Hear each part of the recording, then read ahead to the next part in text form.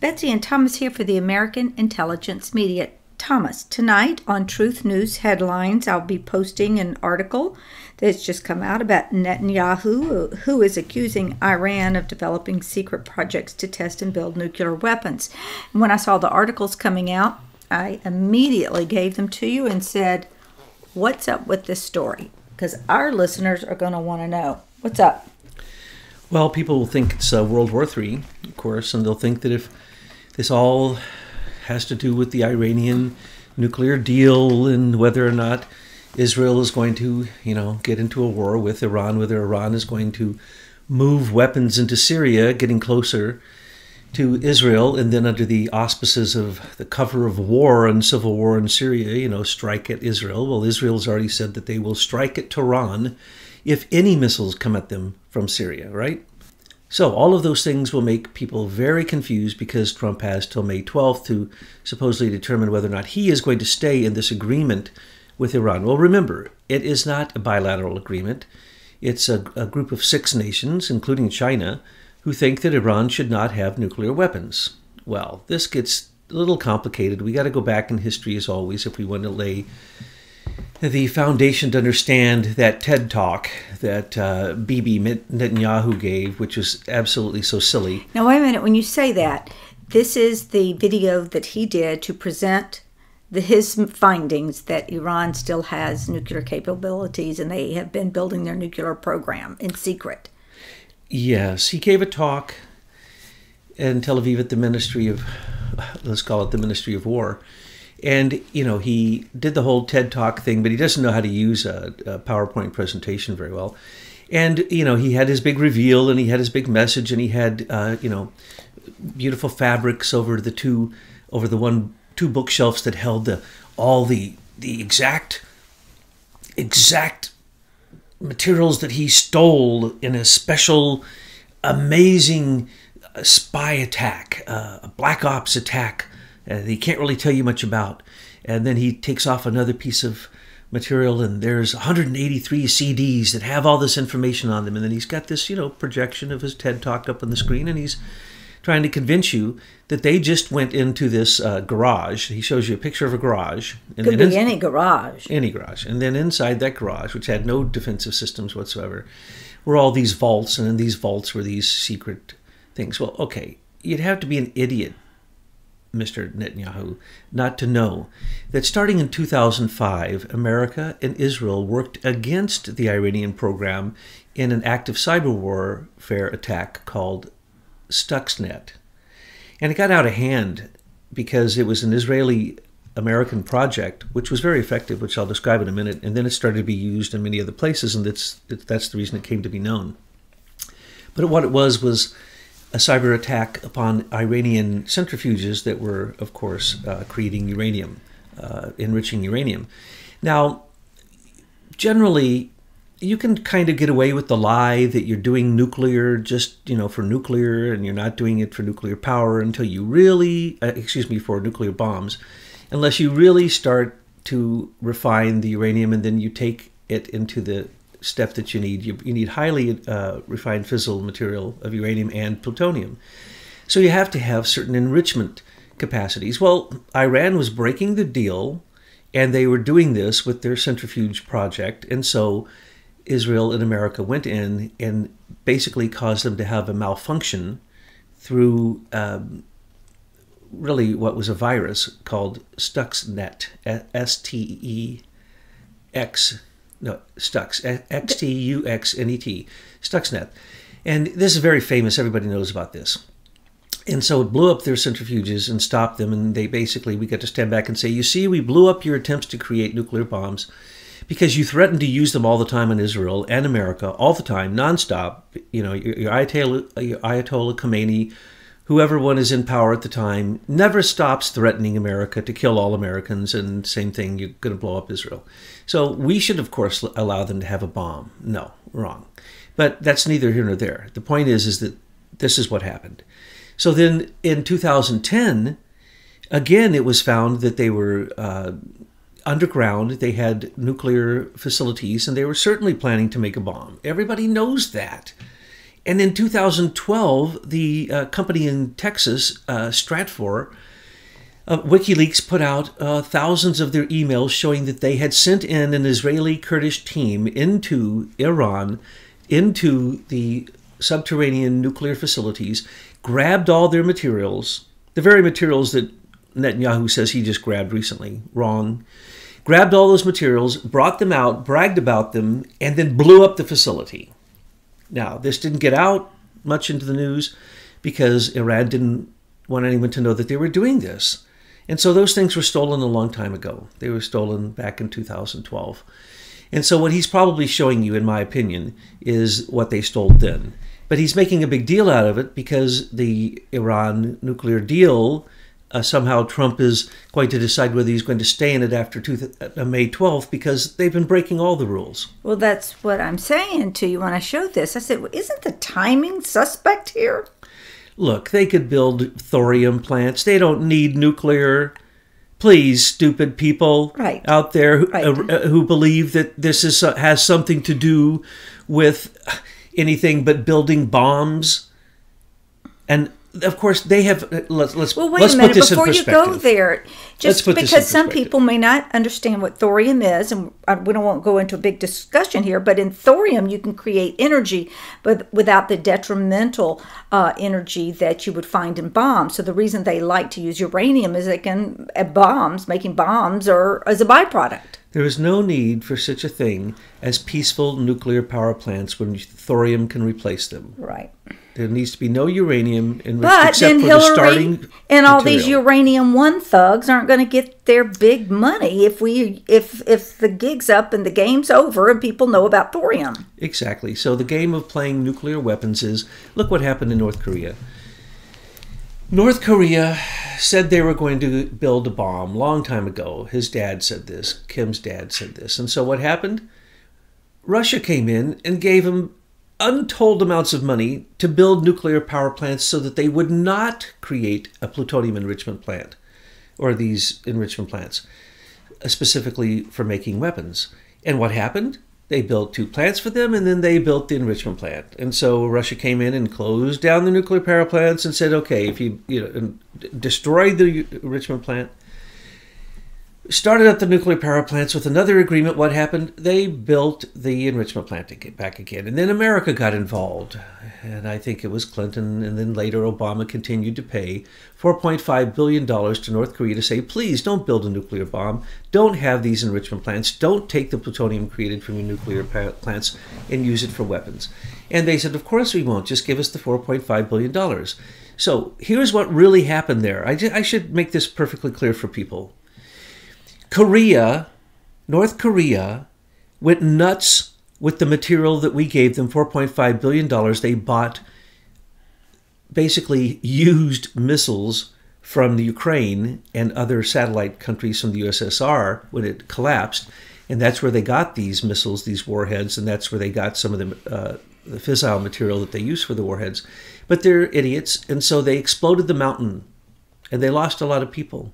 And it's now radioactive, and there's vents coming out of that mountain. So as I said, they will never, ever be able to put a nuclear warhead, an active one, on one of their missiles because they're mixing and matching parts. They really don't have a program. They didn't have enough money spent to make it work. So they were basically, it was a Frankenstein missile project, just sewed together.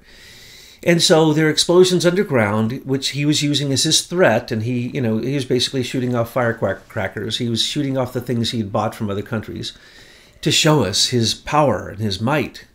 And he was shooting off missiles that weren't even his technology. And so what happened? When the mountain collapsed, China now knows that. China, if we drop a missile on their nuclear facility in North Korea, we will expose China and North Korea and everyone around there to radiation, massive amounts of radiation created by this. So what does Kim now say? Oh, please, Mr. President, we want peace. We're going to join peace with South Korea because we want them to come up and clean up our nuclear mess through the U.S., is what he's really saying to himself. And please, Mr. President, do not bomb us. Because the only place we would bomb them is to put their nuclear war machine out of commission, which means where they create the enrichment and where they put together the missiles and where they fire them and where they test them. And so they're looking at a huge nuclear disaster that has happened in North Korea. Nobody wants to mention this. And when did this happen? Well, when Eric Schmidt went there, by the way. Eric Schmidt went there. And then what happened? This happened. Isn't that interesting? And where is he? He hasn't shown up. I keep saying, Eric, where are you? He's like, where's Waldo? So that is the perspective we need to have. Now, what happened in Iraq? Israel came in and blew the snot out of their nuclear facility because they knew they were going to make weapons out of it. What happened in Syria? Israel came in and blew the snot with hundreds, literally, there were actually thousands, but I don't want people to think I'm exaggerating. Israel blew it every speck of it away. Same thing in Iraq. Why? Because they're not going to allow any nation near them to get the bomb. Now, why they've allowed Pakistan, I don't know. That's because, we work with them. Israelis, the Mossad works with the Israeli intelligence, the Pakistani intelligence and American intelligence. And, now Israel's working with Saudi intelligence. Isn't that amazing? It's the United States of America and Israel. We shouldn't forget that. And that's the reason that this is all the preface to just, let's go back. 2005. They started with this nonsense in Iran. We wiped them out, we in Israel, with the cyber attack of Stuxnets. Then they continued, and then in 2012, Israel and the Kurdish, the Kurds are the best fighters around. They went in and they captured this material that he's probably parading now, and they basically saw, okay, this is a storage facility. And they weren't doing anything with it because why? They don't really have the capacity anymore. They can go buy these things. They don't need to do a nuclear program. They can buy tactical nuclear weapons. So I'm going to point that out why, and the proof of that in just a second. So Iran doesn't care about that. Iran cares about the fact that it has an agreement with 6 nations to lift the sanctions and for them to have inspectors come in and look at their stupid nuclear program, who should be saying, make it thorium. Excuse me. That was a sidebar. But what is really happening? No, the sanctions had to do with buying weapons. So we froze them in sanctions a long time ago. $400 million was frozen of their money, and that was given back by Obama with interest in the $2 billion in cash in whatever denomination that Iran wanted it. On big pallets, we delivered $2 billion in cash. And what did it buy? The very first thing that was bought before the sanctions were lifted was what? And we saw pictures of it. It's a fact. Russian defensive missiles for Iran. They bought all kinds of missiles. They bought tactical surface-to-surface missiles. These are the very ones that are attacking Riyadh, Saudi Arabia, the ones that they've shot 4 of them out of the air. These are the ones they bought from the Russians. That's the ones down in Yemen. The ones that just got blown up in Syria, though Israel doesn't admit that they just blew them up. They just had 4 of these sites blown up, and these are surface-to-surface missiles, which they were going to certainly aim at Israel and shoot at Israel, just as Iran knew when they gave these missiles to Yemen that they would shoot them at Saudi Arabia. Hello, where is everybody? It's so obvious what's going on. It's absolutely pathetic. So we watched all the Russian missiles go in, the same missiles that are now in Syria, defending supposedly Syria and defending Russia. Well, they've never sent one of those missiles into the air to defend Syria. Now have they? They just got hit again with 4 massive attacks on Sunday night. And they attacked what? Surface-to-surface air missiles. And where did those missiles come from? Barack Obama paid for them. Now, when you say that, I always think about Valerie Jarrett and her deep ties to Iran. Does anything register for you on that? Oh, absolutely. Absolutely. She goes very deep back into all of this. She's has her intent, too, of what she wants. Yeah, her name is very quiet right now. We do talk a lot about Susan Rice and Samantha Power and some of these 2nd and 3rd tier players with Obama, but let's not forget Valerie Jarrett as we start looking at this Iran situation. Valerie Jarrett and the Chicago mob are under fire that people like us are putting them underneath so that they have to be somewhat quiet because their evil deeds are coming out. And what's happening in Iran is Israel already flew 2 stealth bombers over Tehran. And what did they just say recently, 2 days ago? If a missile comes from Syria towards Israel or at any of our airplanes, we will blow up Tehran. We will bomb Tehran. Now, have any Iranian Guard missiles, whether they were from those attack helicopters that they blew up the day after Trump bombed Syria with Britain and France? Remember Israel? We went into this in great detail. Hardly anyone else did. They continued to bomb even afterwards, and they bombed on the Monday before the Friday that Trump and France and Germany bombed. And then on Saturday, they bombed again because they didn't think that that Trump and May and Macron were thorough enough. And what are they doing now? They just last night bombed 4 new sites. But who are those? Those are Iranian Guard sites, the Iranian Revolutionary Guard sites. And they literally killed almost exclusively Iranian Guard. But Thomas, there's just so much here, and I don't know that I have a clearer head after talking to you now. I think I'm even more messed up. Oh, sorry. Let me tell you. I see this headline, I watch the video, I go, this is not what it's intended to be. It looks fake, phony, and fraud to me. I love how you call it a BB TED Talk, because that nails it. That's what it kind of looked like. Even in the opening statements, I go, well, that could have been any document. Well, I've seen those pictures on the internet before. Well, that case that you've got there of CDs, really? They don't put those things on hard drives that you put in your pocket? I mean, the whole thing looked like a production.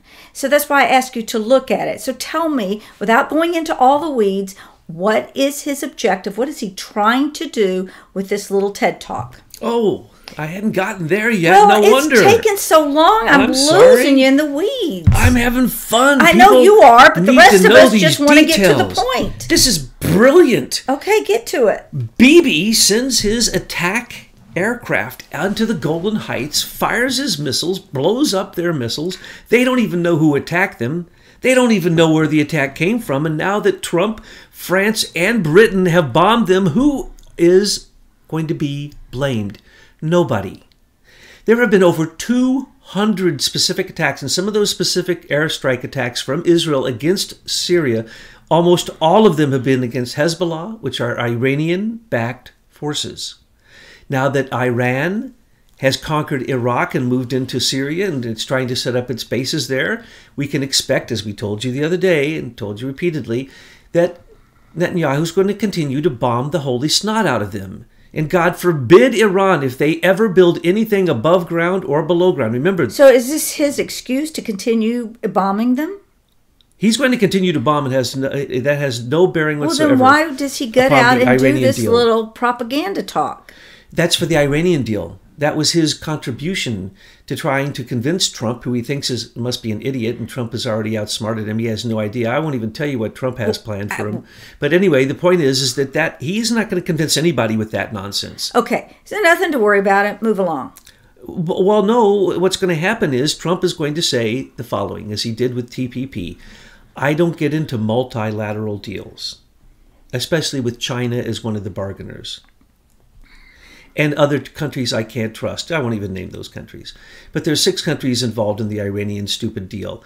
All of them want to sell things to Iran. So when we gave $2 billion, they bought weapons. Those weapons are now going into Syria. They have just been blown up. I don't know why Saudi Arabia... Well, Saudi Arabia now has a deal with Israel, and they probably soon will be begging Israel to do the same kind of bombing to these surface-to-surface missiles that are attacking Riyadh, Saudi Arabia, because Israel and Saudi Arabia have a deal that they now support each other. Imagine that, Jews and Muslims in a deal to protect each other's life. Isn't that amazing? Anyway, so here's what's happening. Trump is going to get out of that deal as he gets out of all deals, and he says, I want a bilateral deal with you, Iran. I don't care that you want to scream, you want to kill me. So did Little Kim. Now Little Kim is sitting down because Little Kim is getting what Little Kim wants. And what does Little Kim want? He wants us to come in through South Korea and bury the nuclear problem he created and make North Korea as prosperous as South Korea, because China is in an overt war now, using live munitions in their exercises and flexing their muscles against Taiwan, as we predicted would happen. The real war is not... We're seeing peace in North Korea only because China is allowing it and because China is taking Taiwan lock, stock, and barrel. They used to have a semblance of a national government, but now no more. And China has even said, and threatening the whole world, and America can't help you. Now there's other nations like Tibet that they've taken over, and they're going to do more. There's sections of India they want. There's sections. Okay, but we're talking about Iran. So Iran, the Iran deal, Trump is going to do a separate deal with them. Okay. Period. Now, I don't know what that deal is going to be, but here's what the deal is going to entail. The deal is going to entail the huge, like one of the second largest liquid gas reserves in between Iran and Qatar, and they both have international agreement rights to that oil. As long as we keep everything destabilized in the area and Qatar doesn't just go whole hog like Israel did in the Levant, in the oil offshore there in Israel, and that's one of the big reasons for the destabilization there, is he's going to do a deal with that oil, and he's going to cut France out. France tried to put an oil line in illegally during the sanctions so that they could again control a big section of Iranian oil. Wrong. Russia and China have infiltrated into Iran, and now no one knows where it's going to go. Now Trump is on probably one of the most amazingly unlevel grounds and trade wars and oil wars in history in Iran, and the way that then filters into the into the west through Iraq and then to Syria and into the Mediterranean and to Europe. It's the key factor. Who is going to get the oil out of Iran? Is the oil out of Iran going to get there before the oil out of Qatar? That's the question. That's the reason that's the reason Qatar had this tiff with Saudi Arabia. They want to put a pipeline in there. They're fighting over the rights of the pipeline because they don't want to run it underwater. They want to run it through Saudi Arabia.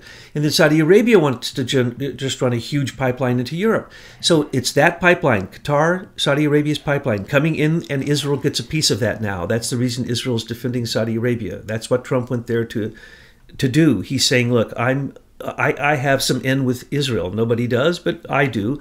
And I'm bringing some of this to the table. And then Iran is fighting with Iraq and Syria to get that oil line through. And Turkey doesn't want it to happen. The Kurds don't want it to happen. They want it to continue to go through the north of Iraq, through the Kurdish land, so that they get their cut off the pipeline. I don't know. It seems to me like all this is just games being played by the petrodollar bankers. Because if we would convert more of our energy production using thorium, we wouldn't need all this gas and oil the way that it's structured now. Of course, that would collapse the petrodollar. So it seems to me that this is just a play the bankers continue to make on us in civilization. If Netanyahu can convince Trump to get out of the deal and collapse the deal and go back to sanctions and put threats upon Iran, he may get out of going to jail. There's the bottom line. That's what you wanted me to say, right? No. The bottom line is that. Well, the bottom line is... He's fighting for his life just like Mueller is fighting for his life and Comey's life because they're all in bed together. But I always look at it deeper. If you have this incredible energy source, and thorium is not the only one. We know of many, and it's being suppressed. The people don't know about it. We can't use it. It's all there to prop up this stinking petrodollar, which is the Federal Reserve, which is we're doing the work on Serco and the Crown Agents and the golden share of the Queen and who really runs this planet. And it all comes down to the bankers. And a person like Henry Kissinger and the Council on Foreign Relations that said had no business taking this off the gold standard. The petrodollar. I mean, it's such a scam. And so we're caught up in it. So America is as deep as Britain and France are in Iran. We are in Saudi Arabia. And Britain is in Israel, in Jordan, in the whole Levant, basically. So as they're all moving these chess pieces all around playing the gas, oil, uranium game, I just go, why don't we get on a different plane and see energy in a different way? We wouldn't be beholden to this, grip that petrodollar has on us. Yes, but we got to remember, yes, I agree with you totally, wholeheartedly, but we have to remember that he's got to turn this dinosaur around very slowly. Oh, yes, of course. You can't make the dinosaur dance, because the dinosaur bureaucracy and the way this corporate money has gone for so long that they're not going to give up one penny of it. This is for their own dynasty and their children. This is thicker than blood for them. Money's thicker than blood for them. And I understand that, but I always like to remind people that we don't have to play their game. We actually can take our ball and go play in a different sandbox. Are you telling me that you hold Joe Biden as an irresponsible person for putting Hunter Biden, who knows nothing about oil, on the largest liquid gas oil company and an oil company in Ukraine, a paid position? Are you telling me that that's not right? That he's a politician. He put in his time. His son should be able to be placed in positions of our enemies. And that's the reason there's sanctions, because the sanctions are about oil going through Ukraine. And who's there for both of that? Who benefits from both of that? Ukraine and China. And then Joe Biden took his son over to China and got a $1.5 billion deal there too. And then who's in the middle? Russia. Russia keeps being put in the middle. No wonder they're so upset with us. And we've put sanctions on their Nord Stream pipeline, both the second part of it and the first part of it. And it's like, with all these sanctions, no wonder. So you got to look at sanctions. You got to look at the fact that Iran is now, they probably have tactical nuclear weapons at this moment. So we really should not be messing with Iran. What we should be doing is what Israel should be doing, instead of putting up this nice little presentation on why we shouldn't go ahead with the Iranian nuclear deal. Well, if they are if they're not complying with the deal, we should close it down immediately, period. Should we have ever lifted sanctions? Well, according to the inspectors, they are complying with the deal. They have no underground facilities anymore. They admit that those underground facilities existed and they were blown up in 2012. Well, then that admits that they're crooks, they're criminals, they're liars. So who's telling the truth? Well, they're both lying. So, but why? They're lying for their own national survival is what it's about. And if we want to talk about the truth of the matter, is all they really want to do is get that liquid gas up out of the waters in between Qatar and Iran. That is what is at stake here. And that oil, and then the oil that has been found in the Golden Heights, in what's called the Mediterranean Levant oil find. This is all what Israel's focusing on, bringing up unbelievable, untold billions of dollars worth of oil, and they're defending it. But when they shoot missiles at Syria, they're in their own airspace. That's the reason that nobody can say they're doing anything wrong. And they're going to continue to do this. And if you enter into their airspace, and remember, they don't really own Golden Heights, they stole it. And if you enter their Golden Heights airspace, or if you bring any Iranian materials that can harm them into Syria, Jordan, Lebanon, Palestine, Iraq, or anywhere else, and including soon Iran. And here's what's going to happen. I will predict this. There's no World War III is not coming. This is measured attacks by Israel because they are under attack themselves. So if there is a missile, surface-to-surface missile, shot at Israel, as was shot at Saudi Arabia, they will blow up their top priorities in Iran. That is not World War III, folks. That is not World War III. That is nothing more than the same old, same old. We used to have Saddam Hussein try to keep the balance of power between Iraq and Iran. And that's the reason we, at different points, have militarized both of them so that they could stand each other off. So the Sunnis and the Shias will not fight with each other. Or if they do, they will fight each other. And now, no, the Shia Iranian, Hezbollah, Hamas, Palestinian Liberation Organization have all moved through Iraq and into Syria and into Lebanon, and probably soon will be in Jordan. And Israel knows this is happening, so they are fighting for their life. And on the other hand, they now have for the first time Saudi Arabia, the United Arab Emirates, Qatar, and Bahrain and others on the other side supporting them on the Sunni side. So what we're seeing is not World War III. We're seeing the same old, and we shouldn't be too surprised by it.